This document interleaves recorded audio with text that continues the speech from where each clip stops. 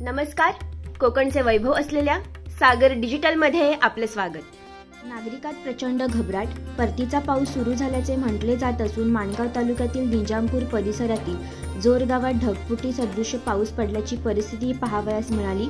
जोर गाव हे कुंभे ग्रामपंचायत हद्दीतील असून अतिदुर्गम खोरे आहे। धनवी सोडल्यानंतर जोरकडे जाताना मधील रस्त्यावर पूरसदृश्य परिस्थिती झाली होती। डोंगरावरून येणाऱ्या ओहळच्या मोरीचे कठडे तुटले।